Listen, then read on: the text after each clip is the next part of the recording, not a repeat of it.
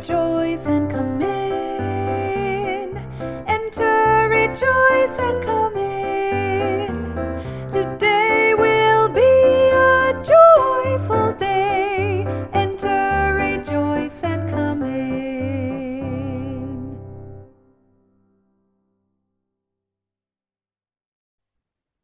Reemerging.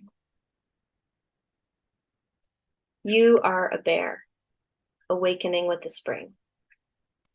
There's a new smell on the wind. The air is still chilly, but there are currents of warmth, too. The sun is out. Other creatures are stirring. There's bird song, crocuses. You stir. You crawl forward to the mouth of the den. The sunlight is bright. You blink. Sniff the air. You stretch, feeling into the stiffness of your body after months of slumber. And you take stock of your surroundings. It is familiar, this good, safe place where you chose to wait out the winter. But it's different now. And what's more, you have changed too. My friends, we have been through a harsh winter. Literally, yes, there have been some of those, but I'm talking about a more metaphorical and yet equally as real winter. Winters, plural. Even before the pandemic, Unitarian Universalism was in decline. More slowly than other liberal Protestant traditions, but still, we were losing numbers overall. We knew that sooner or later, we'd have to do something drastically different in order to continue offering a place of refuge and inspiration for seekers. And we were on the path towards figuring that out. And then March 2020 happened. Our hand was forced, and out of care for each other, we changed the shapes of our beloved communities. We let go of some precious traditions, and there was grief there, and there still is. And we also discovered that we were capable of a degree of accessibility and adaptability that for some reason felt out of reach before. Through it all, we remembered this essential truth about humanity and about our purpose as a community, that we need each other. And while the COVID-19 lockdown was the event that brought about the most significant, immediate, and collective change in how we do church, it was by far not the only apocalypse to rock our world in the last few years. Apocalypse means unveiling. Once the curtain is drawn back, it is impossible to proceed as if we didn't know what we now know. For example, the pandemic unveiled how intricately and inextricably connected we all are to each other. The murder of George Floyd peeled back yet another layer on how racism functions in North America, how policing and prisons are tools of white supremacist colonial violence. The confirmation of the existence of hundreds of unmarked graves of Indigenous children at residential school sites made it impossible to deny the brutality of that system. The increasing frequency of extreme climate events is not letting us pretend any longer that climate change is a problem for some future generation to deal with. It's here. We are that generation. And now, war upon war. I'm going to stop there for now. I know you can add to the list. And for some people, for many people, these apocalypses did not begin with the events that I just named. What was already a reality for many marginalized people has become a shared reality at least in awareness, if not impact. And as Unitarian Universalists who have covenanted to upholding the inherent worth and dignity of every person, who recognize our place in the interdependent web of all existence, and who are committed to dismantling barriers to full inclusion and full belonging in ourselves and our institutions, we have a responsibility to proceed as if all of these things are true and we know it. How will this change us? How have we already been changed? What does the world need from us now? This is the direction that we're going in this service. We're headed there. But first, let's land in the present. Let's go slowly. Like our teacher, the bear, blinking in the sunlight. You know, it strikes me that every blink is a moment of respite, of rest, of grace in the context of sudden change. Blinking, breathing, smelling the air, and checking in with our bodies. So my task, as the first of 3 reflections today, is to help us situate ourselves in the here and now.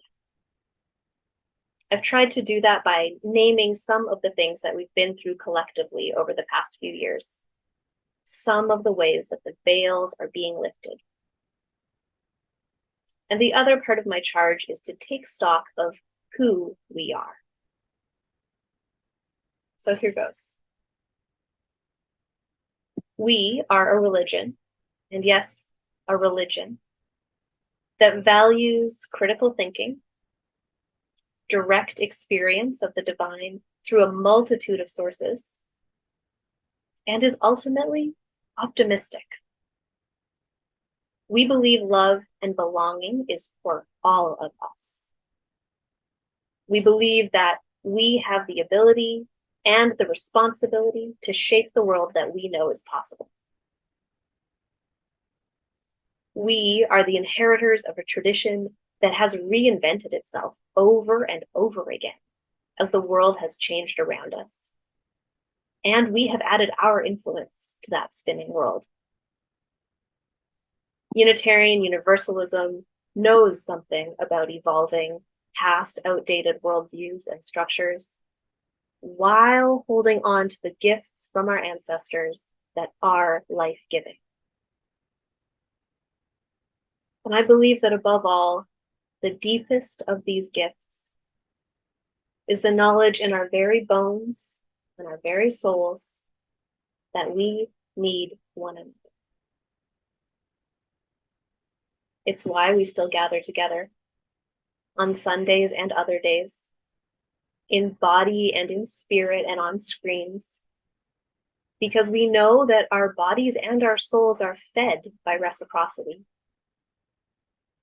We come together to know that we are not alone, to challenge each other and comfort each other and celebrate with one another, to lift our voices together in praise and in protest and for the sake of love. This is a love letter to who we are now.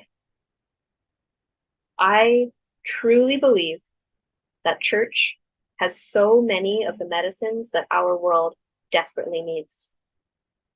And that's why I'm dedicating my life to the service of a movement that seems to be dying. Now, if it turns out that what's needed of me is to be a death doula, to help midwife our movement into rich compost for what's next, I will do so as faithfully as I am able. But I really hope it's not. Because we have so much more to give. Our world needs resilient, diverse communities of wise elders and wondering children and creative teenagers, generous adults, communities who have practiced navigating hard times together, who understand that each person has something essential to offer. Our world needs all of us working together, grounded in love and grounded in interdependence.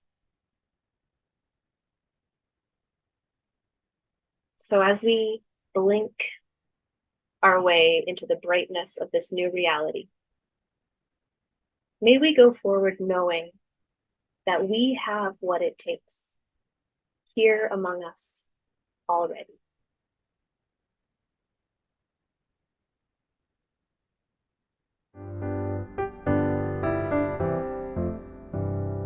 Open your hearts, everyone.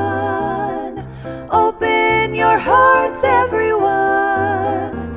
Today will be a joyful day. Enter, rejoice, and come in.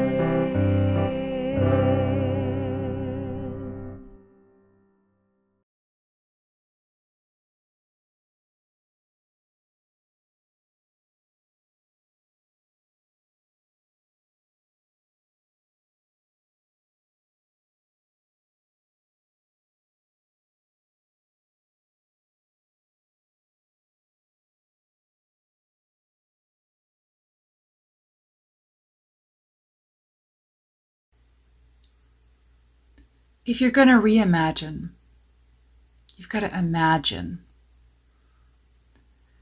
And if you're going to imagine, you've got to dream. And if you're going to dream, you've got to rest.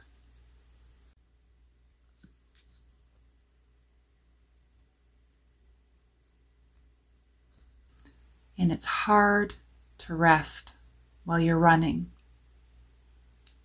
And it's easier to slow down when we are held.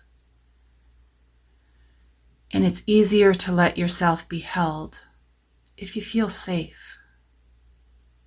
And it's easier to feel safe if you feel love. And it's easier to find love if you aren't alone. And it's easier to gather together if love is at the center.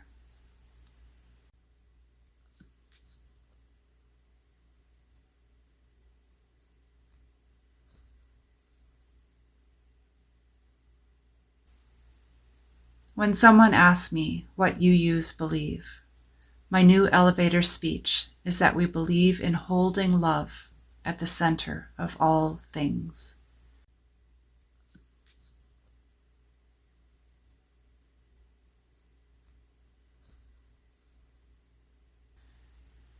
Humming sings a lullaby to our soul that we feel with our whole body. It is one of many coherent breathing practices that slow our breathing and engage the vagus nerve, also called the soul nerve. The soul nerve activates our parasympathetic nervous system and helps us move from fight, flight, freeze, or fawn to rest and digest.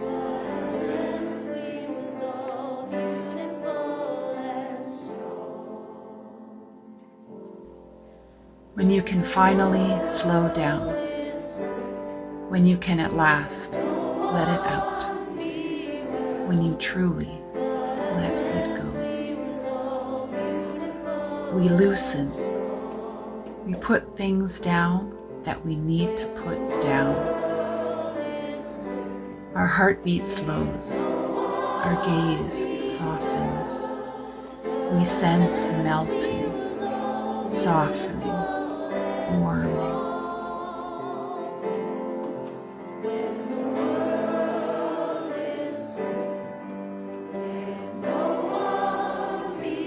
It is the wisdom of our body letting us know that we are safe, that we are held, that we can rest, that we can dream.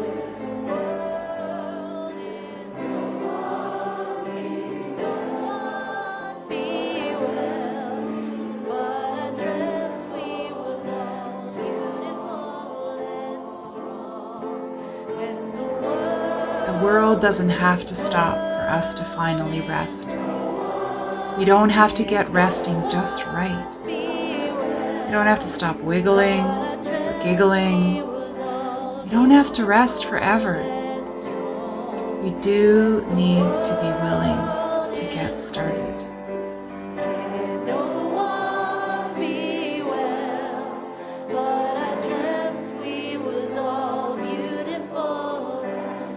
We do need to hold space and time for each other, where our dreams can catch up to us, where we can deeply listen.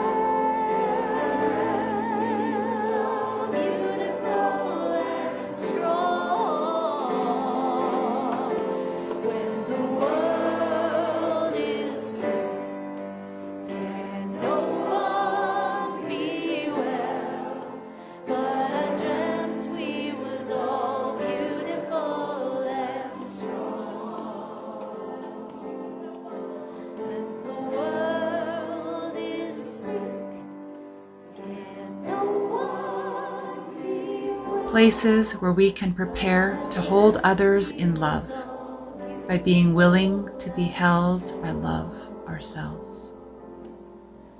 When the world is sick, can no one be well? But I dreamt we was all beautiful and strong.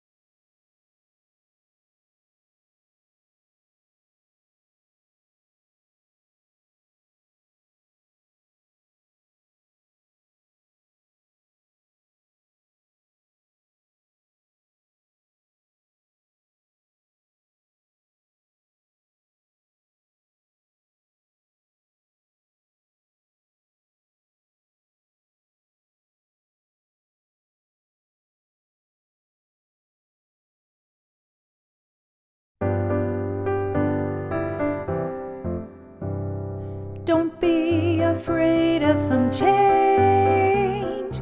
Don't be afraid of some change. Today will be a joyful day. Enter, rejoice, and come in.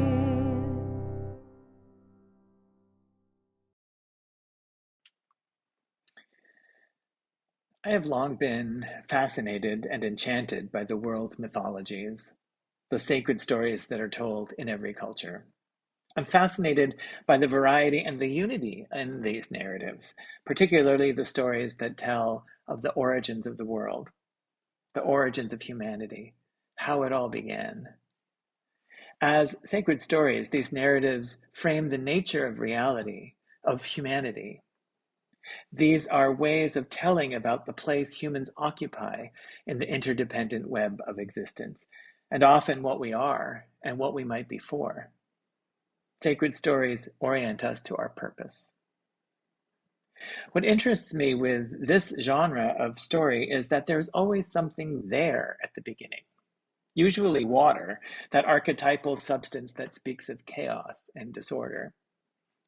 The creating and creative protagonist at the center of the narrative dives deep and resurfaces with a clump of wet earth, or hovers over the face of the watery depths like a bird, conjuring forth the world through the spoken word.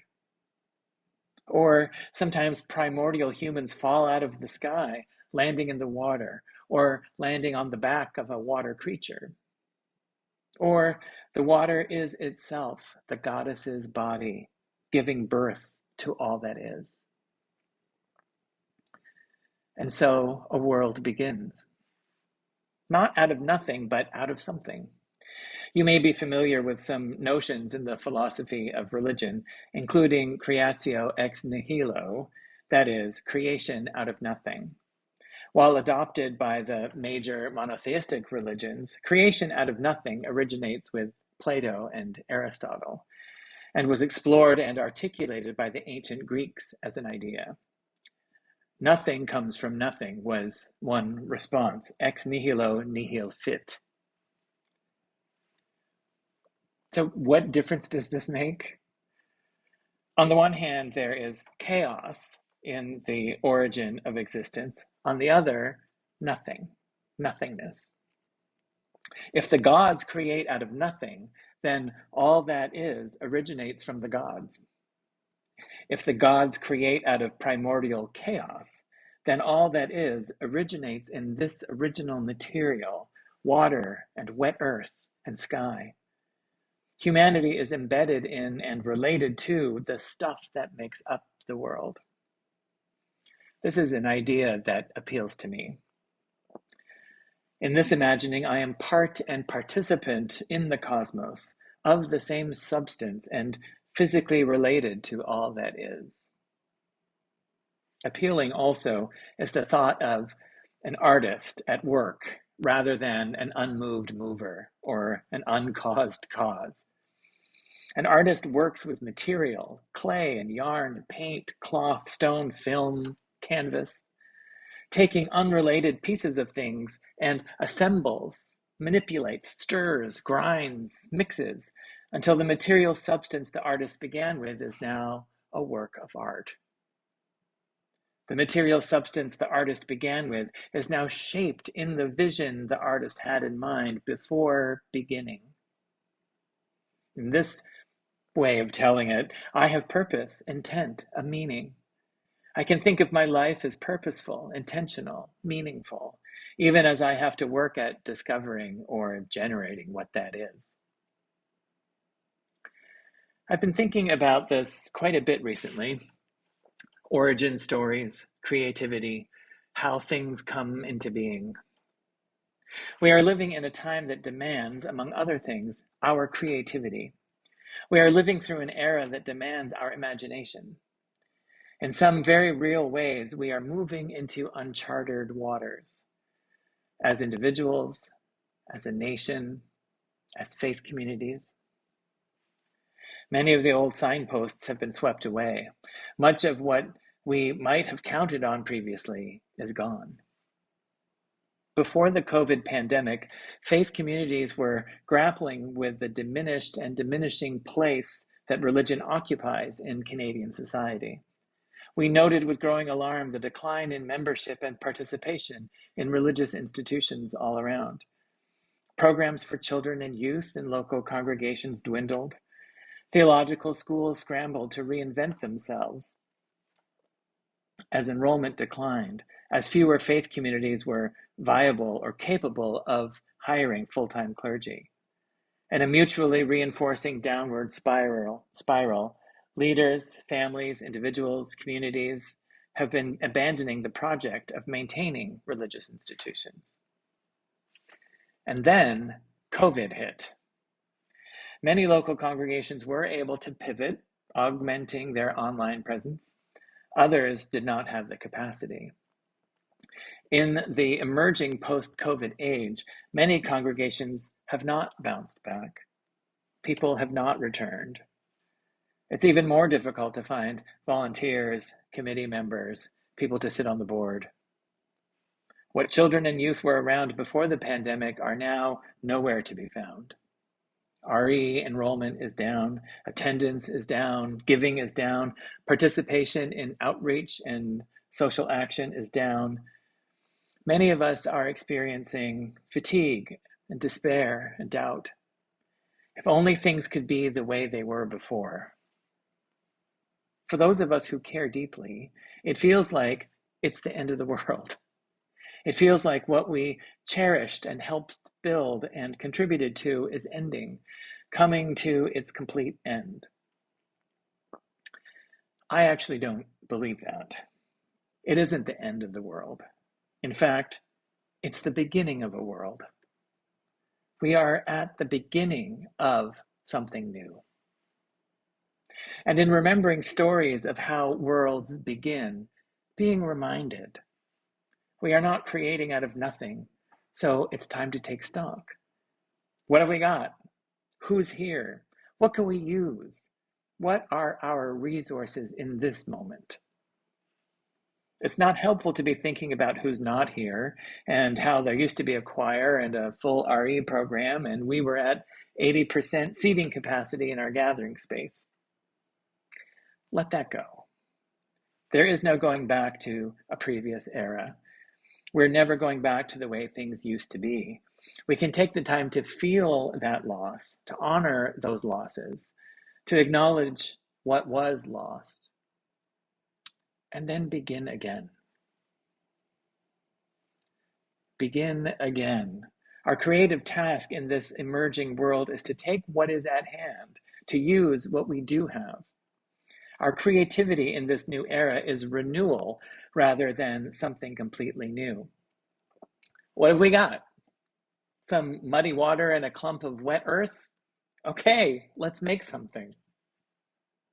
The materials we have on hand may not look like much, but they are actually quite regenerative. We have the basic historic testimonies of Unitarianism, Universalism, and UUism, a core of what we have stood for over the course of not only decades, but centuries. Our regeneration comes with a renewed commitment to our essential values. Remember what they are: covenant and community, openness and curiosity, truth and insight. Remember the basics of the religious attitude: reverence and awe, gratitude and generosity. Remember the keys of our theological distinctives: that we are born to original blessing, that no one is irredeemable, that there are better ways of being together in community, grounded in love, mutuality, compassion, solidarity. Remember and begin again. Remember who we are, what we stand for, what we have long stood for, and begin again. Using what we have and remembering our purpose, we begin. We begin to create. We move into whatever it is that is emerging around us and among us. Just as our religious movement has evolved over decades and centuries previous to our time, we are currently making an evolutionary leap in ours. What we have before us is not so much a matter of creating something brand new for a new era. What is ours to do in this moment is more a matter of assembling and using what we have for the emerging future. Looking with fresh eyes at our purpose, our vision of a world made better, our mission to make it so. We may need to reinvent how we do some things, how we reach people, how we sustain our local gathered communities, but these are still our vocation. We are being called upon to rethink how we help people live lives of meaning and significance, but that is still our mighty calling. It's not going to look the same. It will be familiar, hopefully, but not the same as it did before. How we make decisions and govern ourselves, how we raise money and make budgets, how and when we gather for worship, it will look different, but we'll still be at it. How we make music together, minister to children, youth, and families, express our values in the public square, it will look different, but we'll still be at it. How we offer tools for spiritual growth, create meaningful community, reach the needs of others. It will look different, but we will still be at it. So beginning something new that isn't completely new, nothing comes from nothing. We are called to a renewal in this historic moment. So let's get creative. Let's begin.